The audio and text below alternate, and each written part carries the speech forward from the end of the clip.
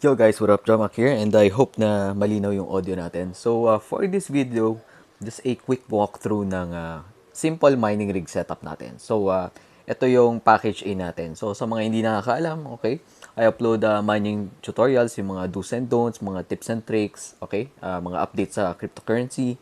And also I run a Facebook shop, so online shop for building mining rigs. So kung kailangan nyo ng mga isang buong set, ganyan, kung gusto nyo magpa-build sa akin, ng isang buong set. Kung gusto niyo magpa-customize, pwede. And also, kung gusto niyo mag-DIY naman, kasi marami dito sa mga subscribers natin sa channel natin sa YouTube, nagdi-DIY sila ng mining rig. So, you can definitely go ahead and save, di ba? Kung ikaw yung mismo gagawa, tapos yung per parts na lang yung kukunin mo. Okay? So, with that aside, ipapakita ko sa inyo kung ano yung mga simpleng setup lang na mining rig. Okay? And ano yung mga specs na tong package A natin. Okay? So, ito yung package A natin sa ating store. Okay? So, to start, meron tayong 8 GPU rack na mining rig. Of course, nagdi-differ to kung gaano kalaki yung actual cards mo. Like, say, for example, itong Aorus na RTX 3070 natin, medyo malalaki. So, baka dito ang kasya lang 6 to 7. Pero kung yung maninipis lang, yung mga 2-slot cards lang, yung mga lower tier cards natin, like 1660 Ti, yung mga ganyan, RX 580, or even RTX 3070, yung mga MSI na mga Ventus, maninipis lang yon. So, kasyang-kasya yan dito. For this rack naman, kung let's say for example, gusto mo ng maraming GPU yung ilagay, okay, 10 or more, yung iba 12, di ba?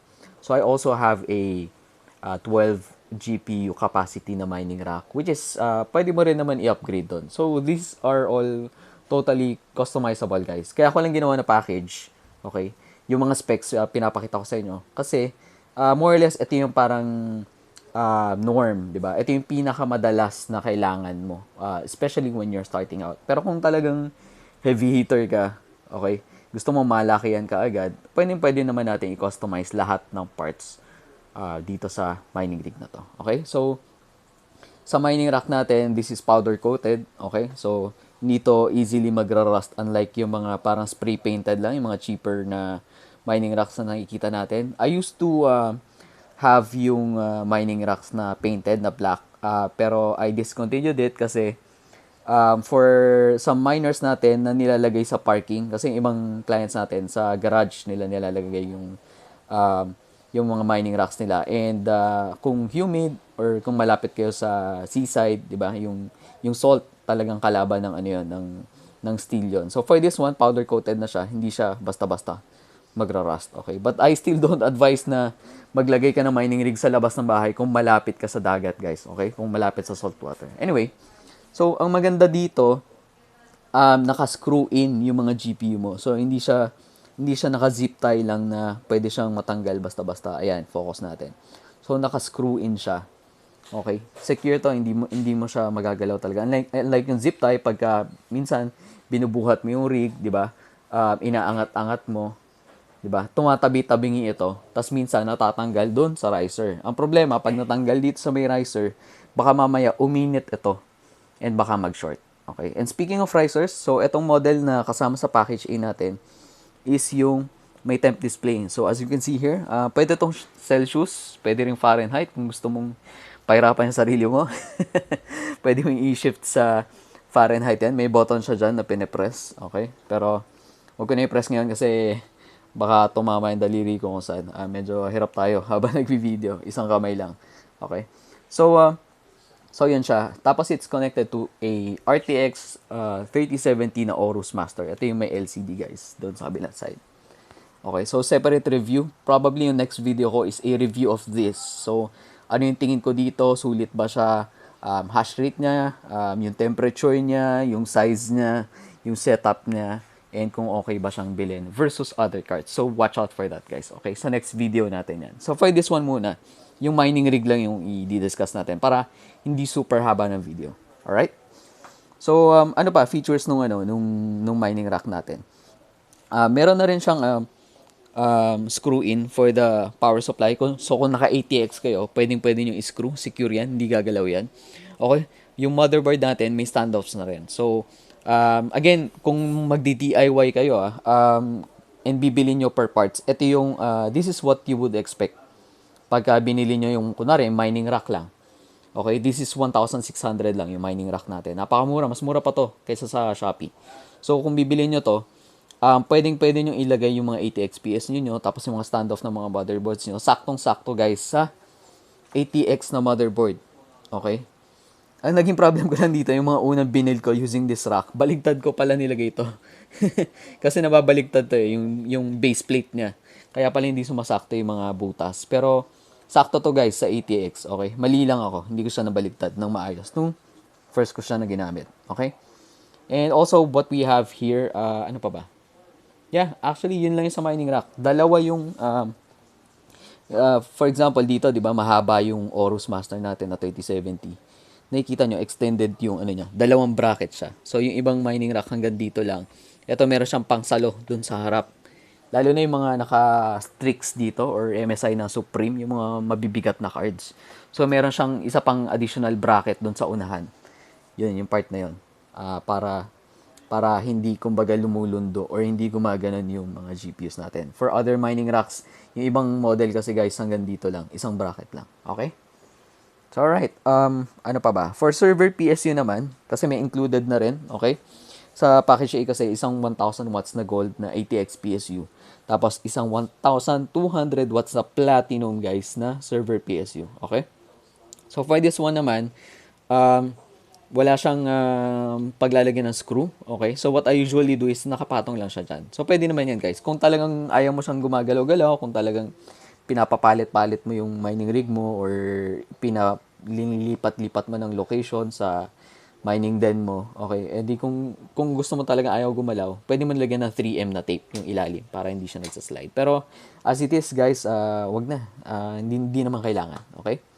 So, yung server PSU na yan is yung HP. Ang maganda dito sa HP is hindi siya maingay pag naka-idle or pagka hindi siya loaded. What I mean by loaded, guys, is usually kasi your PSUs, ang pinaka-efficient na power band niya, okay, yung efficiency, yung power curve niya is around 80%. So, if you load this, mga tipong mga below 80, so say for example, mga 700 watts, 800 watts yan, hindi pa siya maingay, guys.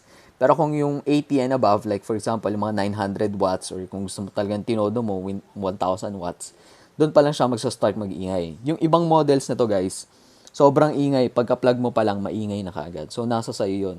Especially kung, say for example, itong rig na to, nasa labas lang ng kwarto ko, nasa hallway siya. So, importante na tahimik yung mga PSU natin. Okay? It's also one of the reasons why dalawa yung rig natin, dalawa yung PSU natin for some of the packages kasi we're trying to distribute yung load between the two PSUs. Example, si client, no? Naka-isang Aorus Master siya na card. Pero what if nag-expand siya, no? Ng marami. Tapos, yung package C yung kinuha niya. So, ang magiging problem mo doon, since marami na yung load nung server PSU mo, iingay na to. So, magra-ramp up na yung fan niya, which is yun naman talaga dapat kasi yung cooling fan niya maliit. Okay, magra-ramp up yan para lumamig naman tong server PSU. Ngayon, nasa sayo yan guys. Kung okay lang naman sa'yo maingayan, wala naman tao sa bahay or vacant na condominium siya, then by all means, you can go ahead and get yung lower packages natin. Okay? Completely customizable. And kung gusto niyo ng per parts, pwede rin. Server PSU, may package din tayo nito na kasama na yung wires and cables and all that good stuff. Okay? So, na-discuss na natin mining rack, yung connections, yung server PSUs natin sa yung ATX. Ngayon naman sa motherboard. So, for the motherboard, guys, for the package A, meron akong parang buyback program. Kasi, as it is right now, nahirapan tayong kumuha ng mga motherboards na more than 6 yung slots natin. Of course, we can also use yung mga PCIe extenders, pero long story short, hindi sa lahat ng motherboard gumagana yon and hindi sa lahat ng oras okay siya. So, I've used that before sa mga personal na mining rigs ko and hit and miss siya, guys. Okay? So, for the standard package, hindi ko siya sinasama. Ano ba yung PCIe extender na yan? Guys, basically, pinaplug mo lang yun sa X16 slot, yung dilaw na yan. Para yung isang slot, gagawin niya 4 yung pwede mo malagay. So, instead na 6 slot to, kukunin mo yung isang slot, so 5 slot na lang, no? Pero gagawin na namang 4 yung kapalit nun. So, 9 na GPUs na yung pwede mo ilagay. So, pwede naman yun, guys, if you want na mag-install lang ganon. Pwede nyo bilhin, tapos ako yung mag-install, kasama na yon. Okay? Even yung configurations ng GPUs natin, kasama na yan. Kung hindi man galing sa akin yung GPUs, okay lang. Kung used nyo na bilhin yung GPUs, okay lang din. Okay? Kasama pa rin sa setup natin yan. And also, we have remote support. So, for example, sa mga viewers natin dito na talagang totally clueless pa about mining, medyo natatakot sa mga settings, sa mga baka maging problema, pwede naman na remotely access na support wherein I configure the settings for your rig, di ba? I organize your wallets, kung saan nagde-deposit yung mga kinikita mo sa mining. Pwede yan, guys. Okay? Kasama yan talaga sa service natin, sa charging natin. Okay. So, moving forward, dito naman tayo sa fans. So, for fans, I have a couple of choices. Ang pinaka-usual natin is ito yung halo type na fans. Try ko i-focus para makita nyo. Ganyan siya, guys. Okay. Hindi sabog yung ilaw niya kasi sa camera lang ganyan. Sa phone camera lang kaya ganyan. Pero ang itsura niya talaga sa personal ganyan, guys. Pinong-pino yung pagkakahalo niya. Parang mga dito, yung mga naka-BMW na sasakyan, or kung nakikita yung mga projector headlights, parang ganun yung itsura nito. Okay, so yan yung first variant. Yung second variant natin is yung white na um, na fans natin. Okay? So yun naman, animated, gumagalaw-galaw. Okay? Ang concern mo lang doon, minsan, syempre, katagalan na gumagana yung rig, hindi sabay-sabay yung, kunwari, nagpapalit ng kulay. Pero okay din naman, guys. Kung mahilig kayo sa RGB, okay, then by all means, maganda yon. Actually, mas gusto ko yung white. Ito, medyo okay na rin sa akin kasi hindi bulgar, hindi sobrang lakas ng ilaw. Oh, okay, yung white natin talagang malakas yung ilaw doon. So kung gusto mo talaga ng RGB is life. Then pwede naman, okay? Ano pa yung third option natin? Meron tayong RPM fans, yung 6,000 RPM fans. So yung iba, pinapapalitan nila to, yung white na fans yung gusto nila. Yung iba naman, gusto nila yung RPM fans, yung 6,000 RPM. Okay? Meron na rin tayong parating na, kasi yung iba ayaw naman ng RGB, meron tayong parating na 3,000 RPM fans. Okay? Maganda rin yung airflow nun. Okay? Maganda rin yung airflow na. Tapos maganda sa kanya, kahit maganda yung airflow niya, hindi siya katulad ng 6,000 RPM fans na maingay. So, watch out for that, guys. Again, may sale tayo sa 8/8. So, if you're watching this before August 8, magkakaroon tayo ng sale. Kung ano yung mga on-hand natin na items, isi-sale natin yan. So, make sure to follow yung Facebook page natin to get discounts. Alright? Napaka-limited lang nung time pag nagsisale tayo. And usually, nauubusan. Like, say for example, for server PSUs, maraming nauubusan dyan, guys. Especially no sa Platinum natin. Okay? So, yung fans, na-discuss na natin. Okay, punta naman tayo sa accessories ngayon. Okay? Ano yung kasama doon sa package A? Meron na siyang cables for the server PSU. Okay? Yung server PSU natin kasi may breakout board yan. Ayan, yung black na PCB na nakikita nyo yan. Yung maraming saksakan na yan. 17 slots. Huwag mo naman i-overcharge, okay? Pero kung gusto mong tadtarin ng puro riser yan, kaya niya. Tapos meron na rin siyang voltage indicator. Ayun, yung may parang 888 na nakikita mo na yan. Yan yung voltage display niya. So, pagka may load siya, pinapakita niya ako ano yung voltage. So, if you're running low or high in voltage, then probably either super stressed yung PSU mo, or baka naman may it's starting to go bad or may defect. Pero sa atin naman, no worries kasi we have warranty naman for all of these things. Pagka ganyan, nire-replace naman natin yan. Okay? So, ano pa? Kasama is yung cables. So, this is 18AWG, guys. Ito, sobrang, if you want to learn something for this video, okay, ang pinaka-importanting lesson na may bibigay ko sa iyo is make sure na yung cables mo and your PSUs, yung power supply mo, are on spec. Okay? Dapat, tamang-tama yung spec yan. Otherwise, maririsk mo, guys, na na masunog yung yung mga mining rig mo. Ang laki ng investment natin dito, guys. Some of the rigs I've made, umaabot na parang SUV na yung presyo. So, don't cheap out on cables. Napakamahal ng rig, ingatan natin yan, okay? Ano pa? So, you'll get 6 of those. Pag kulang naman, then we can always upgrade. And of course, may exclusive discounts tayo for the package A. Okay? Kasi yun yung parang cream of the crop natin, guys, yung package A. Kung in the future, yun nga, yung buyback na program sa motherboard, nakalimutan kong banggitin. For example, mura na lang yung motherboard, no? Marami na tayo nakakuha na 10, 12, even yung 19 slots ni Asus Mining Expert. You can go ahead and trade yung motherboard mo. Papalitan ko yan. Tapos iba-buy back ko yung existing mo. So, for package A yun. Okay? Pero of course, kailangan mo rin mag-upgrade ng mining rack kung kulang yung kung masikip na to mining rack mo. Ano pa? For RTX cards, okay, kasi usually the ones that are buying your or getting our RTX cards, yung package A natin. So since RTX cards to, meron tayong splitters. So ito, tamang-tama siya for RTX. Kasi makikita mo, ganyan no. Pwede siyang gamitan sa ATX PSU guys ha. Hindi gumagana yung server PSU ko na ako sa isa lang yung GPU. So lahat ng load nasa 1000 watts na ATX. So makikita mo yung splitter dyan no. Yung VGA cable na yan. Wait lang. Ito guys. Try natin mag-lighten ng konti yung focus. Yan. Okay. Kasi dalawa yung port nung 3070, 3060, 3060 Ti, 3080, 2080, 2070, yung mga ganun.